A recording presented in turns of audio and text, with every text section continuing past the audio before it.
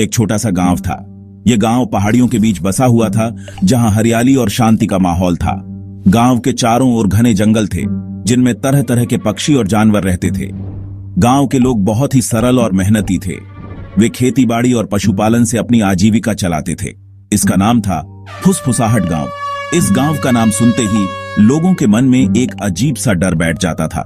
कहते हैं कि इस गांव में कुछ रहस्यमयी घटनाएं होती थीं, जिनका कोई ठोस प्रमाण नहीं था, लेकिन गांव के बुजुर्गों का मानना था कि ये घटनाएं सच्ची हैं।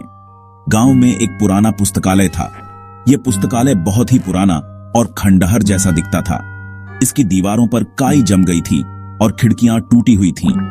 पुस्तकालय के अंदर बहुत सारी पुरानी किताबें थीं, जिनमें से कुछ तो इतनी पुरानी थीं कि उनके पन्ने भी फट चुके थे। लोग पुस्तकालय के बारे में डरते थे। वे कहते थे कि इस पुस्तकालय में कुछ अजीब सी शक्तियां हैं। गांव के बच्चे भी इस पुस्तकालय के पास जाने से डरते थे।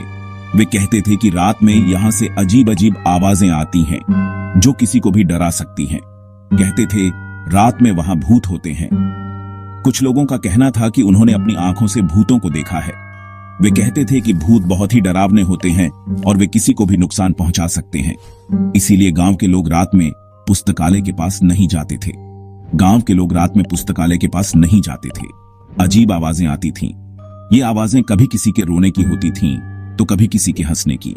कभी कभी तो ऐसा लगता था कि कोई किसी से बात कर रहा है।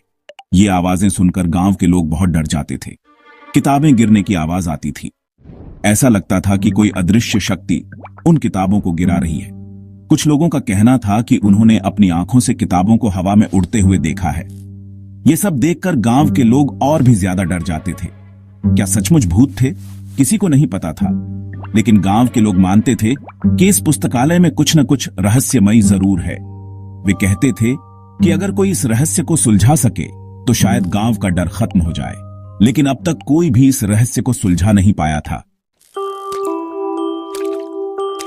गांव में दो बच्चे रहते थे, अंशु और पायल। वे बहुत जिज्ञासु थे। उन्होंने भूतिया पुस्तकालय के बारे में सुना था। वे डरते नहीं थे, वे सच जानना चाहते थे। एक दिन उन्होंने फैसला किया, वे रात में पुस्तकालय जाएंगे। वे भूतों को ढूंढेंगे। वे जानेंगे कि क्या सच है। रात हुई, अंधेरा छा गया। यह एक ठंडी और सर्द रात थी, जब आसमान में तारे भी छिपे हुए थे। सड़कों पर सन्नाटा था और हर तरफ एक रहस्यमयी खामोशी फैली हुई थी। अंशु और पायल पुस्तकालय पहुंचे। वे दोनों बहुत उत्साहित थे, क्योंकि उन्होंने सुना था कि इस पुस्तकालय में कुछ रहस्यमयी किताबें हैं। वे धीरे धीरे कदम रखते हुए अंदर की ओर बढ़े। पुस्तकालय के दरवाजे पर ताला लगा था। यह ताला बहुत पुराना और जंग लगा हुआ था, जैसे कि इसे सालों से किसी ने नहीं खोला हो। अंशु ने पायल की ओर देखा और कहा, क्या तुम्हारे पास चाबी है? पायल के पास चाबी थी। उसने ताला खोला। वे अंदर चले गए। दरवाजा खुलते ही एक ठंडी हवा का झोंका आया, जिससे उनके रोंगटे खड़े हो गए। अंदर का माहौल बहुत ही डरावना था। पुस्तकालय अंदर से बहुत पुराना था। दीवारों पर पुरानी पेंटिंग्स लटकी हुई थीं और फर्श पर लकड़ी की पट्टियां थीं, जो हर कदम पर चरमराती थीं। किताबों की अलमारियां ऊंची और भरी हुई थीं। धूल और मकड़ियों के जाले थे। हर जगह धूल की मोटी परत जमी हुई थी और मकड़ियों के जाले हर कोने में फैले हुए थे।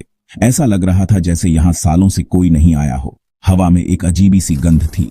यह गंध बहुत ही पुरानी और सड़ी हुई चीजों की थी, जो उनके नाक में चुभ रही थी। चारों ओर एक हल्का सा धुआं भी था, जो माहौल को और भी रहस्यमयी बना रहा था। अचानक एक किताब शेल्फ से गिर गई। यह आवाज इतनी तेज थी कि अंशु और पायल दोनों चौंक गए। उन्होंने एक दूसरे की ओर देखा और फिर उस किताब की ओर बढ़े।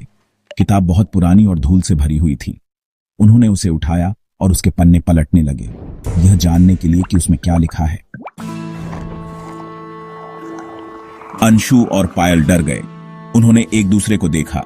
फिर उन्होंने उस जगह को देखा जहां किताब गिरी थी। एक किताब खुली हुई थी। यह एक बहुत पुरानी किताब थी। किताब के पन्ने खाली थे। अचानक उन पर अक्षर दिखाई देने लगे। अक्षर चमक रहे थे। वे एक जादुई भाषा में लिखे गए थे। Section 5 whisked away. किताब से एक तेज रोशनी निकली। अंशु और पायल अपनी आंखें बंद करने लगे। जब उन्होंने अपनी आंखें खोलीं तो वे एक अलग जगह पर थे। यह एक जादुई दुनिया थी। चारों तरफ रंगीन फूल थे। आसमान में 2 सूरज थे। एक अजीब सी संगीत की आवाज आ रही थी। उनके सामने एक बूढ़ा आदमी खड़ा था। वह एक जादूगर था। उसकी आंखों में एक रहस्यमयी चमक थी, जैसे वह किसी गहरे रहस्य को छुपा रहा हो। उसकी उपस्थिति ने वातावरण को और भी गंभीर बना दिया था। उसने नीली पोशाक और एक नुकीली टोपी पहनी हुई थी। उसकी पोशाक पर जादुई प्रतीक और चिन्ह बने हुए थे, जो उसकी शक्ति और ज्ञान का प्रतीक थे।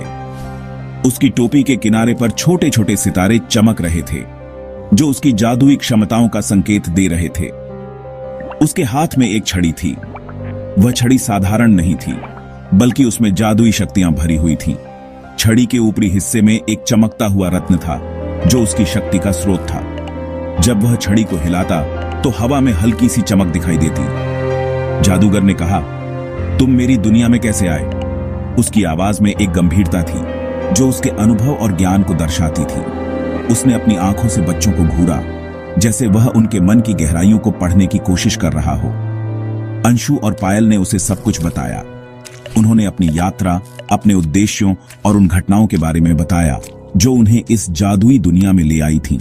बच्चों की बातें सुनकर जादूगर ने अपनी भौहें चढ़ा लीं, जैसे वह उनकी कहानी पर विश्वास नहीं कर पा रहा हो। जादूगर ने कहा, यह किताब मेरी है, मुझे इसे वापस चाहिए। उसकी आवाज में एक आग्रह था, जैसे वह उस किताब के बिना अधूरा महसूस कर रहा हो। उसने बच्चों की ओर अपना हाथ बढ़ाया, जैसे वह उनसे कुछ महत्वपूर्ण मांग रहा हो। बच्चों ने किताब को कसकर पकड़ा, लेकिन जादूगर की आंखों में एक ऐसी चमक थी, जो उन्हें मजबूर कर रही थी कि वे उसे किताब लौटा दें। अंशु और पायल समझ गए, किताब जादुई थी। इसने उन्हें दूसरी दुनिया में लाया था। उन्होंने जादूगर से वादा किया, वे किताब वापस पुस्तकालय में रख देंगे। जादूगर खुश हुआ। उसने अपनी छड़ी उठाई। एक तेज रोशनी चमकी। अंशु और पायल वापस पुस्तकालय में थे। किताब अब चमक नहीं रही थी। वे इसे वापस शेल्फ पर रखाए। पुस्तकालय शांत था। कोई भूत नहीं थे, कोई अजीब आवाजें नहीं थीं। अंशु और पायल बाहर आ गए। उन्होंने पुस्तकालय का दरवाजा बंद कर दिया। अब उन्हें पता था, पुस्तकालय भूतिया नहीं था, यह जादुई था। अगले दिन उन्होंने सबको बताया। उन्होंने अपनी कहानी सुनाई। कुछ लोगों ने विश्वास नहीं किया, लेकिन अब कोई भी पुस्तकालय से नहीं डरता था। पुस्तकालय फिर से गांव का हिस्सा बन गया। बच्चे वहां पढ़ने आते थे। वे जानते थे, जादू हर जगह हो सकता है, हमें बस उसे देखने की जरूरत है।